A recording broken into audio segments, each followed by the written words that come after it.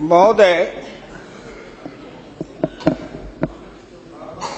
मैं अपने बोलने से पहले अपने दल के नेताओं को धन्यवाद देना चाहता हूं, आभार प्रकट करता हूं कि उन्होंने ये सामान्य चर्चा में, बजट के सामान्य चर्चा में मुझे बोलने का प्रथम अवसर दिया है। शहर से ही मैं गांव का किसान हूं, गांव में पैदा लिया, गांव में पला, गांव में बढ़ा। किसी तरह से राजनीति के धारा में चलते चलते यहां तक मैं पहुंच गया। लेकिन जब कभी मैं खड़ा होता हूं तो मेरी नजर वहीं रहती है। चौधरी चरण सिंह जब भारत के प्रधानमंत्री बने तब भी उन्होंने मुझे एक बार कहा था कि हुकुमचंद, भारत का प्रधानमंत्री हूं, लेकिन दिन में एक बार मेरी नजर अपने गांव में चली जाती है। वही कच्ची दीवार, फूस का छप्पर, वही कच्चा कुआं, वही गाय, वही भैंस, वही बकरी, वही ज्वार, वही बाजरा। तो जो जहां से पैदा लेके आता है, जिस संस्कार में पलता है, आप तो संस्कृत के भी विद्वान हैं अध्यक्ष जी, मनुष्य सब कुछ भूल जाएगा, लेकिन जिस संस्कार में पला है या बढ़ा है वो कभी भूल नहीं सकता है। तो मैं तो उसी संस्कार में पला हूं, बढ़ा हूं। मैंने गोबर देखा, मैंने बकरी की गिनती की, मैंने भैंस की गिनती की। अब संजोग से लोकसभा में आया हूं तो वो आंकड़े की गिनती करनी पड़ती है। Fiscal deficit, revenue deficit. अब मेरे जैसा आदमी उसमें उलझ जाता है कि बकरी गिनूं कि भैंस गिनूं कि डिफिसिट गिनूं। यहाँ आके डेफिसिट गिनो, वहाँ बाद में गिनो। और हम तो केवल वही खोजते हैं, जैसे युद्ध के बाद, सीता माता के साथ जीतने के बाद, लंका विजय के बाद, जब बानर भालू के बीच में मणि की माला वितरित की जा रही थी तो वो सब दाने को तोड़ तोड़ के बंदर देख रहे थे। सब हंस पड़े बड़े लोग कि आखिर बंदर बंदर तो है, ये माले क्यों तोड़ रहा है। पूछा कि तुम इस दाने को क्यों तोड़ रहे हो? तो कहा मैं इस हर दाने में सीताराम की मूर्ति देखना चाहता हूं, और जिस दाने में सीताराम की मूर्ति नहीं हो मेरे लिए निरर्थक है। तो मैं तो बजट के हर पन्ना को पढ़ता हूं तो देखता हूं इसमें किसान कहाँ है, इसमें मजदूर कहाँ है, इसमें गांव कहाँ है, इसमें हमारे गाय भैंस के चारा दाना का कुछ है कि नहीं है, इसमें मेरे गांव की जो गरीब औरतें हैं जो खेत में काम करती हैं, पसीना बहाती हैं, मिट्टी पानी में सड़ती हैं, उनके शरीर से बदबू निकलता है। जीवन में कभी एक बार भी उनको लक्स और कौन रेक्सोना साबुन, कौन ये लिपस्टिक पाउडर, ये छूने का, देखने का अवसर नहीं मिलता है। क्या उसकी दुनिया को इन्होंने देखा था? मैं उन्हीं से पूछना चाहता हूं। अब तो बड़ी बड़ी बात करते हो, आगे दिन पीछे गए, गुरु से किया न है तब पछतावा होत क्या, चिड़िया चुग गई खेत। जिस समय गांव को देखना था, किसान को देखना था, मजदूर को देखना था, गरीब को देखना था, पिछड़ा को देखना था, दलित को देखना था, गांव की सड़कों को देखना था, गलियों को देखना था, कुआं को देखना था, आपने देखा क्या? आप तो देखते रहे कहीं। ये दो हिंदुस्तान, एक हिंदुस्तान में दो हिंदुस्तान आपने बनाया। एक है भारत, एक है India, that is called Hindustan. आपने बनाया ना। मैं आज भी कहता हूं, अगर मेरे गांव के किसी को उठावे, आंख में पट्टी बांध दे, हिंदुस्तान के कहीं भी, उड़ीसा हो, बंगाल हो, कहीं हो, किसान को लावे, गांव में आंख पर पट्टी बांध दे और एक बार इंडिया गेट पर उसकी आंख को खोल दे, उसको लगेगा कि हम स्वर्ग में चले आए, कि बैकुंठ में चले आए, कि इंद्रपुरी चले आए। इतना का अंतर है। मैं 1977 में एमएलए बन के आया, इंडिया गेट के किनारे पैदल टहल रहा था, एक बड़ी गाड़ी में एक बड़ा कुत्ता जा रहा था, वो अपने मुंह को निकाल के जी लपलपाते जा रहा था। मैं गांव का आदमी खड़ा होकर सोचने लगा कुत्ता जरूर कुछ कह रहा है। मैं एमपी था, कभी दिल्ली देखा नहीं था, मेरे अंदर से आवाज आई कि कुत्ता कह रहा है क्या है, तू गांव का किसान, गरीब, मजदूर, पिछड़ा, दलित, तू क्या जन्म लेके करने आया है? तुझसे मैं सौभाग्यशाली हूं। देख, मैं ठंड गर्म गाड़ी में बैठा हूं, केक खाता हूं, ऑमलेट कटलेट खाता हूं, गद्दे पर सोता हूं। तुमने देखा हिंदुस्तान, तुमसे अच्छा मैं हूं। उस दिन मुझे लगा कि इस हिंदुस्तान के बड़े लोगों के कुत्ते भी मुझसे अच्छी जिंदगी जी के रहे हैं, और मुझे उस जिंदगी से भी बदतर जिंदगी जिलाने वाले कोई नहीं है, आप हैं। राज किया है आपने। मैं आंदोलन किया, जेल में गया, जेल में सराया। आज भी पूर्वा हवा चलती है तो आपके पुलिस की लाठी से जो हड्डी में चोट है वो कहीं ना कहीं दर्द करने लगता है। तब मुझे ऐसा एहसास होता है कि जिस राज में मुझे इतना कष्ट मिला था, अगर मेरा बस चले तो उस राज को सदा सर्वदा के लिए हिंदुस्तान से उखाड़ के गया जी में जाके पिंडदान कर दूं, जो फिर निकलने न पाए।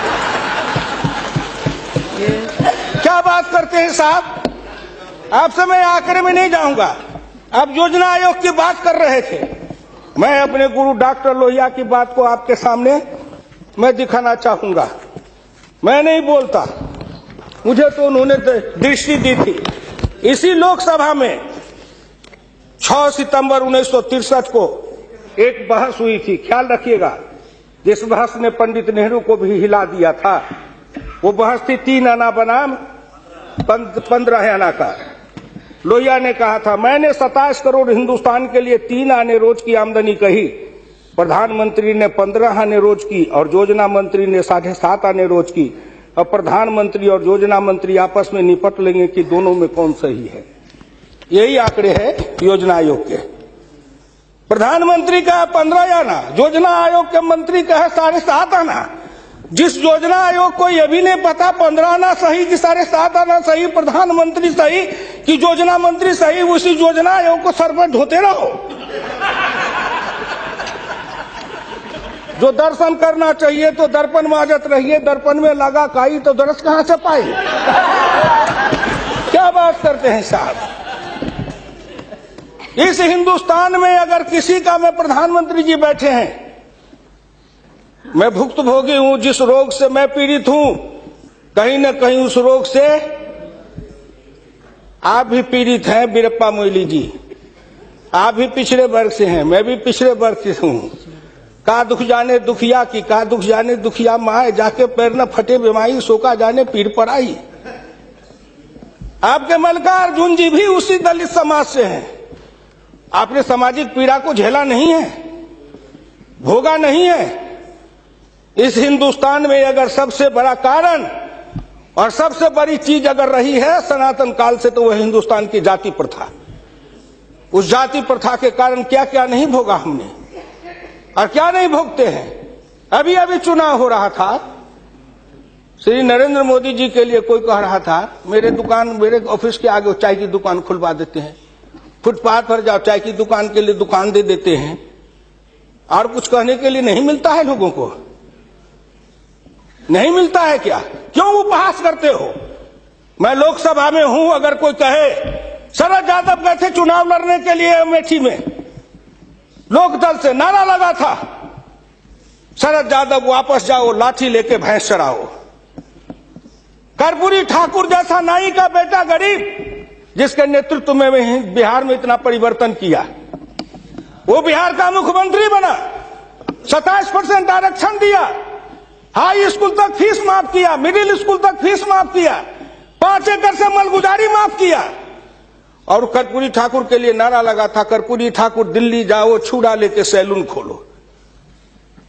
क्या क्या नहीं सहा हूं, क्या क्या नहीं देखा हूं, इसलिए दिल के अंदर वो दर्द और पीड़ा है।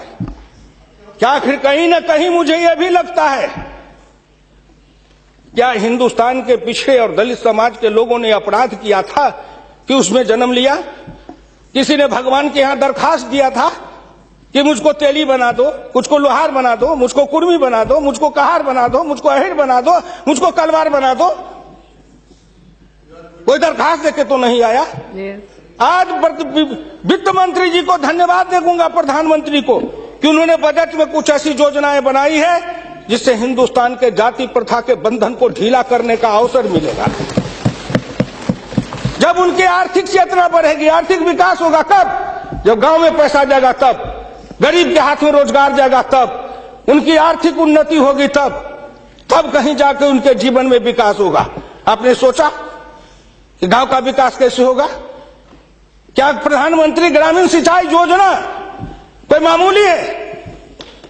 खर्च पर पाबंदी लगाते हुए डॉक्टर लोहिया ने इसी लोकसभा में बहस करते हुए पंडित नेहरू से कहा था, मैं कुछ नहीं चाहता, एक काम कर दो, सारे लोगों के, बड़े लोगों के खर्च पर सीमा लगा दो, आय पर, आमदनी पर नहीं, खर्च पर सीमा लगाओ, इससे अधिक खर्च नहीं करेगा, और उससे जो पैसा बने उसके एक सिंचाई योजना बनाओ और 20 साल का बॉन्ड बनाओ। मैं कुछ नहीं कहता, केवल हिंदुस्तान के हर खेत में पानी पहुंचा दो, हिंदुस्तान की तरक्की हो जाएगी। डॉक्टर लोहिया इसी सदन में कहे थे। वो तो अग्रवाल थे, बनिया थे, उनको क्या जरूरी थी इस बात को बोलने का? लेकिन मैं कहता हूं कि हिंदुस्तान के गरीब, निर्धन, निर्बल और पिछड़ों का इस युग में अगर एकमात्र राजनीतिक मसीहा पैदा कोई लिया तो डॉक्टर राम मनोहर लोहिया थे, जिन्होंने जगाया, नेतृत्व को पैदा किया गांव के गली से। इसलिए मैं आपसे विनम्र प्रार्थना करना चाहता हूं कि अगर प्रधानमंत्री ग्रामीण सिंचाई योजना से हर खेत को पानी, हर हाथ को काम, दीनदयाल उपाध्याय जी ने कहा, डॉक्टर लोहिया ने कहा, 1 बीघा खेत और 1 गाय, अपनी खेती अपनी राय। हम तो ये लड़ते आ रहे हैं और आज वो सपना साकार हो रहा है। इसलिए मैं आपसे विनम्र प्रार्थना करना चाहूंगा कि सवाल है दृष्टि का, दिशा का और संकल्प का। आपकी दृष्टि कुछ और थी, अब दृष्टि बदली है। हिंदुस्तान के गांव के गरीब पिछड़े दलितों ने मिलकर कन्याकुमारी से कश्मीर तक, कामरूप से द्वारका धाम तक, इस आसान के साथ आपके शब्दों में, जिनको आप अपने ऑफिस के आगे चाय की दुकान खुलवा रहे थे, वो चाय की बेचने वाला, रेल के फुटपाथ पर पानी पिलाने वाला गरीब निर्धन, जिनकी मां मजदूरनी का काम करती थी, ऐसे के बेटा को भारत के प्रधानमंत्री की कुर्सी पर बैठाया कि नरेंद्र मोदी आएगा, भारत का प्रधानमंत्री बन जाएगा, गांव गरीब किसान मजदूर के भाग्य चमक जाएगा। उन्होंने इसलिए सपना को देखा है। वो हो जाएगा क्या? ये 9 महीना में हो जाएगा। आप एक नेता बोलते थे, मैं सुन रहा था, मुलायम सिंह आदरणीय बोल रहे थे, मेरे साथी हैं, बरसों तक समाजवादी आंदोलन में न रहे, कि 9 महीना में तो बच्चा पैदा हो जाता है। मैंने कहा कितनी वैज्ञानिक बात कर रहे हैं, ये तो वैज्ञानिकता है, प्रकृति का नियम है, 9 महीना में बच्चा पैदा होता है। लेकिन जो बच्चा पैदा होता है, क्या वो बच्चा 9 महीना में फिर बच्चा पैदा कर देगा क्या?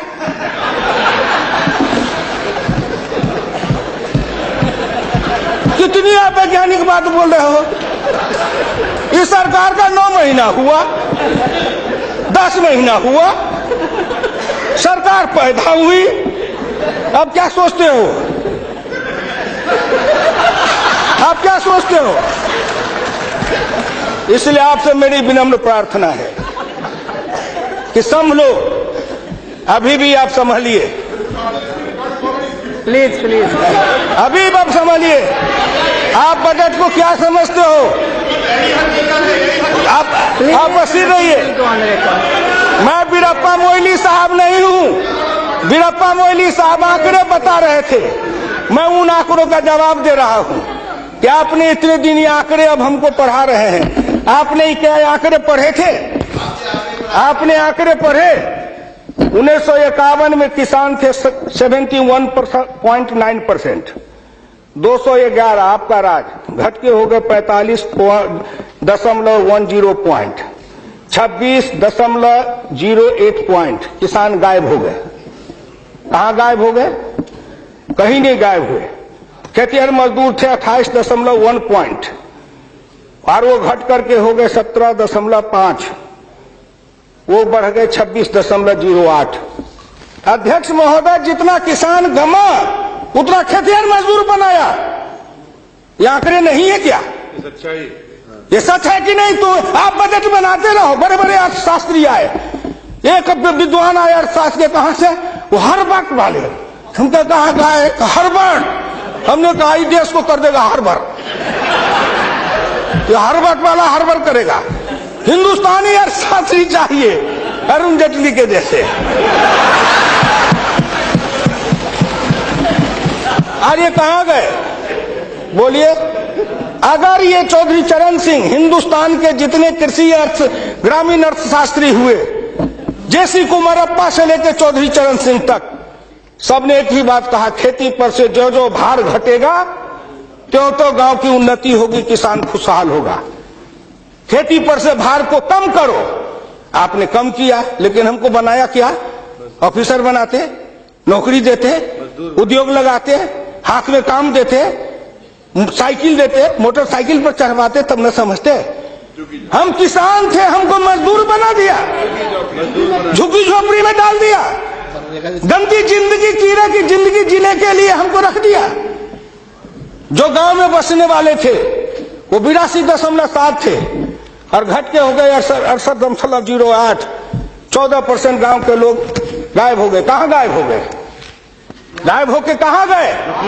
आपके यहाँ दिल्ली में फुटपाथ पर सोते हैं, पेड़ के नीचे सोते हैं, पेड़ के नीचे जन्मते हैं, बलते हैं, बढ़ते हैं, पेड़ के नीचे शादी करते हैं, हनीमून मनाते हैं, वहीं फिर बच्चा पैदा करते हैं, फिर पेड़ के नीचे ही अपना परिवार बसाते हैं। हमारे बच्चे को लाया, हाथ में रिक्शा थमाया, ठेला थमाया, फुटपाथ पर काम करवाया, गरीबी से मजदूर किया, कुत्ते के जैसे जिंदगी जीने के हमको मजबूर कर दिया।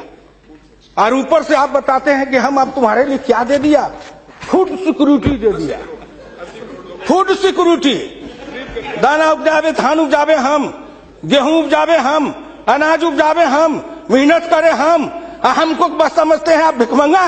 फूड सिक्योरिटी, हर आदमी पर 1 किलो चावल और 3 किलो गेहूं देंगे। आप बड़े बड़े बड़े बजट वाले और शास्त्री वाले हैं, महीना में 1 किलो चावल खा के रहो, एक आदमी 3 किलो गेहूं खा के रहो। ये गरीबी का उपहास है, हमारी निर्धनता और गरीबी का उपहास है। आओ 1 किलो चावल देते हैं, 1 महीना में खाओ। महीना में 26 रुपया, जिसकी रोज की आमदनी आप कहते हो गरीबी रेखा के नीचे है, और चावल गेहूं बांटेंगे 70% को। क्या आंकड़ा है आपका? यही बजट बनाते थे ना, मैं उसी को कहता हूं, यही आपका आंकड़ा। गरीबी, चावल गेहूं खाए 70-80%, हमको कहो गरीबी की रेखा के नीचे है 26%। कबीरा बाँचे आखिन लेखा, पंडित बाँचे पोथिन लेखा। हम तो आंख से जो देखते हैं वो बोल रहे हैं। आपने क्या किया? हम कम किए, कहते हैं किसान किसान किसान किसान विरोधी है। हिंदुस्तान में 90-91 में 185.2 मिलियन हेक्टेयर खेती की जमीन थी, और आपके राज्य में 2011-12 में 182 मिलियन हेक्टेयर हो गई। ये जमीन कहां गई? हम खा गए? हमारे गांव के लोग खा गए? कौन खा गए? जो खाए हो। लेकिन मैं इतना जानता हूं कि आप हमारी जमीन खा गए। और दूसरे तरफ जो गैर कृषि योग्य भूमि थी 90-91 में 21.22 मिलियन हेक्टेयर, 11-12 में हो गए 26.29 हेक्टेयर। गैर कृषि योग्य भूमि बढ़ी है, कृषि योग्य भूमि का ह्रास हुआ। उल्टे बात कहीं पर निगाहें, कहीं पर निशाना। न कुछ मिले तो कुछ कहिए, न कुछ मिले तो विरोधी में गए तो कुछ न कुछ तो कहना है ना, नहीं तो दुनिया कैसे देखेगी कि विरोधी का काम कर रहे हैं। इसलिए आपसे मेरी विनम्र प्रार्थना है, अगर विरोधी का काम भी करना है तो आप अपने नेताओं को कहिए कि कुछ दिन हमारे पास आए, 6 महीना ट्रेनिंग दे देंगे कि हम विरोधी थे तो क्या करते थे। अरे नाटक भी करिए तो किसी डायरेक्टर से सीख तो लीजिए। जो गरीबी का डायरेक्टर है उससे सीखे नहीं, गरीबी का नाटक खेल रहे हैं। एक गांव में नाटक में हनुमान जी का पाठ करने वाला नहीं आया। उसने सोचा कि आज तो नाटक नहीं होगा। एक बहुत मोटा तगड़ा दुकानदार था, उनको पकड़ लाया, कहा तू नाटक कर, केवल खड़ा रहना। और जब वो खड़ा होकर पाठ करने लगा तो रावण ने डांट के कहा कि कहाँ गए, लाओ तेल घी लाओ, इसके पूंछ में आग लगाओ। उसको हुआ कि अब तो जल के मरेंगे। तो कहा हजूर हम तो हनुमान जी नहीं है, हम तो बनिया है, अपनी दुकान चला रहे थे। वैसे ही आप नाटक करिएगा। इसलिए आपसे मेरी विनम्र प्रार्थना है आपसे मेरी विनम्र प्रार्थना है कि इसको देखिए। दिशा, जब तक आपके पास में दृष्टि नहीं बनेगी, आपकी दिशा नहीं ठीक थी, आपकी दृष्टि नहीं ठीक थी, तो आप संकल्प क्या कर रहे थे? चलता है सब, आप कहे कि हम भी चले, आपका बजट चला, आपकी अर्थनीति चली, आर्थिक विषमता, सामाजिक विषमता, राजनीतिक विषमता, प्रशासनिक विषमता। क्या मैं पूछता हूं कि आपके किसी बजट से इन विषमताओं को अंत करने के लिए कोई काम किया? नहीं किया। इसलिए हमारे गुरु डॉक्टर लोहिया कहते थे कि हिंदुस्तान में जब तक जाति प्रथा है और जब तक इस जाति प्रथा का रोग रहेगा, तब तक हिंदुस्तान का कल्याण नहीं होगा। भ्रष्टाचार के पीछे भी जाति प्रथा है। कोई माननीय प्रधानमंत्री बैठे हैं हिंदुस्तान के अंदर, किसी को अगर चाहेंगे कुछ कर दे प्रधानमंत्री रहते हुए, क्या है जो कर देंगे? जिस जात का सरकारी नौकर होता है, मैं भी इतने दिन तक 54 वर्ष रह के देखा, मंत्री रह के देखा, जिस जात का सरकारी नौकर, उसके ऊपर कलम उठाइए तो उसके जात का न जाने कहां से कहां सभी जगह से लोग आ जाते हैं उसको बचाने के लिए। जात पर हमला, अगर किसी बेईमान पर हमला है तो जात पर हमला, किसी भ्रष्टाचारी पर हमला है तो माना जाता है जात पर हमला है। इस जात को तोड़ने के लिए सबसे बड़ा कदम उठाना पड़ेगा। मैं वित्त मंत्री जी को धन्यवाद देता हूं, प्रधानमंत्री जी को, कि कुछ योजनाएं ऐसी आई हैं, लेकिन मैं एक प्रार्थना करूंगा। हमको कहते हैं कि आरक्षण की बात मैं कहता हूं शुरू दिन से, सदन सहमत हो और आप भी सहमत हो तो प्रधानमंत्री जी से कहूं कि तुरंत लागू करिए, लेकिन इसमें सहमति का सवाल है, राष्ट्रीय सहमति, सदन की सहमति, आपकी सहमति। सब आरक्षण मेरा खत्म कर दीजिए, लेकिन एक कर दीजिए, सरकारी नौकरी और सरकारी सेवा, इन दोनों के लिए अंतर जातीय विवाह को अनिवार्य करिए। न रहेगी जाति, न रहेगा बांस, न बजेगी बांसुरी, जातियां टूटेगी। अंतर जातीयता के कारण हिंदुस्तान में एक जाति बनेगी, वह जाति बनेगी भारतीय, वह जाति बनेगी मानव जाति। इन जातियों के रेखा को तोड़िए। इसके लिए अगर कर सकते हैं तो आप सहमत है तो बोलिए। आप कहते हैं गरीब और अमीर मिटा देंगे, लेकिन न्यूनतम और अधिकतम की रेखा तय कर दे, यह सरकार करना चाहे, नरेंद्र मोदी जी चुटकी में कर देंगे, क्योंकि इनका क्या बिगड़ेगा? इनका कुछ नहीं बिगड़ेगा। नरेंद्र मोदी जी अगर न्यूनतम और अधिकतम की रेखा तय करेंगे तो इनका कुछ जाएगा, न परिवार का जाएगा, न बाल बच्चे का जाएगा, किसी का कुछ नहीं बिगड़ने वाला है। लेकिन चिल्लाने लगेंगे तो हम 100 से कम, न 1000 से ज्यादा, समाजवाद का यही तकाजा। बड़े समाजवाद की बात करते हैं। मैं ज्यादा समय नहीं लूंगा, मैं इनको समाजवाद की बात अपने गुरु डॉक्टर लोहिया की पढ़ के सुना दूंगा। और हमारे कुछ समाजवादी हैं, अब वो तथाकथित समाजवादी हो गए हैं। समाजवादी तो रहे नहीं, लेकिन तथाकथित हैं। आप मुझको कह देंगे कि आप भाजपा में चले गए, मैं भाजपा में क्यों आऊं? आपके ऐसे दल बने, इस दल के टुकड़े 1000 हुए, कोई यहां गिरे, कोई वहां गिरे। मैं कहां दौड़ा फिरता, मैं चला आया भाजपा में। मैं भारतीय जनता पार्टी के नेताओं को धन्यवाद देना चाहता हूं कि हुकुमदेव नारायण 3 बरस से ज्यादा किसी पार्टी को दुरुस्त नहीं रहने देता था। आज 20 बरस से भारतीय जनता पार्टी में अटल अटल खड़ा हूं। इस पार्टी में जब तक कोई ताकत नहीं है, अडवाणी जी में, अटल जी में, नरेंद्र मोदी जी में, इन सब लोगों में जब कोई गुण नहीं है, तो मेरे जैसे उदंड आदमी को 20 वर्ष तक अपने पिंजरे में रख लिया है, कोई साधारण योग्यता है? इस बात को समझो। मैं आखिरी में कहूंगा, अध्यक्ष महोदय, समाजवाद हर किसी से अन्य सिद्धांत की तरह एक होता है थोक, एक होता है फुटकर, एक होता है सगुन, एक होता है निर्गुण, एक होता है सिद्धांत, एक होता है कार्यक्रम। समाजवाद से एक सीढ़ी नीचे उतरो, उस सीढ़ी का नाम है बराबरी। उस बराबरी से एक सीढ़ी नीचे उतरो। गौर करिएगा कौन कौन बराबरी? आर्थिक बराबरी, सामाजिक बराबरी, राजकीय बराबरी, धार्मिक बराबरी। उससे एक सीढ़ी और नीचे उतरो, तब उसके बाद आएगी समता, संपूर्ण समता, संभव समता। तब एक सीढ़ी और नीचे उतरो, तब अधिकतम और न्यूनतम की सीमा लगाओ। ये धार्मिक बराबरी की भी बातें भी की गई है। अगर हम धार्मिक बराबरी पर जी समाप्त करेंगे, अगर धार्मिक बराबरी पर मुझे कहा जाए तो मैं कहने लगूं तो कितनी अपनी पीड़ा सुना दूंगा कि धार्मिक बराबरी इस देश में कैसी है। उसके संबंध में मैं ज्यादा समय नहीं लेकर के केवल आपके सामने मैं सुना देना चाहूंगा। समन्वय दो तरह का होता है, एक दास का समन्वय, एक स्वामी का समन्वय। मैं नहीं कहता, महान समाजवादी अर्थशास्त्री डॉक्टर लोहिया ने इसी सदन में 26 मार्च 66 को कहा था। गौर से शब्दों को सुनिए। समन्वय दो तरह का होता है, एक दास का समन्वय, एक स्वामी का समन्वय। पिछले 1000 बरस के इतिहास से हिंदुस्तान ने स्वामी का समन्वय नहीं सीखा, वह एक दास का समन्वय रहा है। मैं तो श्री नरेंद्र मोदी जी सरकार से कहूंगा कि 1000 साल से भारत दास भाव से सांस्कृतिक समन्वय में रहा है। अगर वो स्वामी भाव का समन्वय में भारत आना चाहता है तो क्या अपराध है। इसलिए उन्होंने कहा इस समन्वय में खाली परदेशियों को ही दोष नहीं देता, उनके सबब से जितने भी इतिहासकार हैं वे सभी जहर में बिल्कुल घुल जाते हैं। आज भारत के 2 इतिहास के स्कूल हैं, एक डॉक्टर ताराचंद, एक डॉक्टर मजुमदार, एक और है जो दोनों के दोनों इसी समन्वय धारा के हैं, विविधता धारा के हैं। भारत क्या है उसको भूलकर भारत के जो विभिन्न अंग है उनकी तरफ निगाह चली जाती है। क्या बात करते हैं साहब। तो इससे मेरी विनम्र प्रार्थना है सदन से, अध्यक्ष महोदय, मैं हाथ जोड़ के प्रार्थना करता हूं सदन से भी, और इस लोकसभा के चैनल को हिंदुस्तान के करोड़ों लोग देख रहे हैं। मैं उन गांव के गरीबों, किसानों, मजदूरों से कहता हूं, गांव गरीब, मजदूर, किसान, पिछड़ा, दलित और नौजवान, मिलके देश बनाओ, आओ देश बनाएंगे।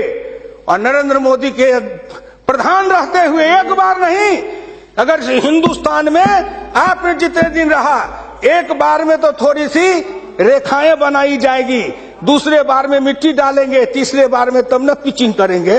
तो हमको भी आपको इतना समय दिया, तो मैं गांव गरीब, किसान, मजदूर, पिछड़े, दलित, इन सब से हाथ जोड़ के प्रार्थना नौजवानों से करना चाहता हूं, आओ कदम में कदम मिलाओ, मिलके हिंदुस्तान को बनाओ, समता लाएंगे, आर्थिक समता, सामाजिक समता, राजनीतिक समता।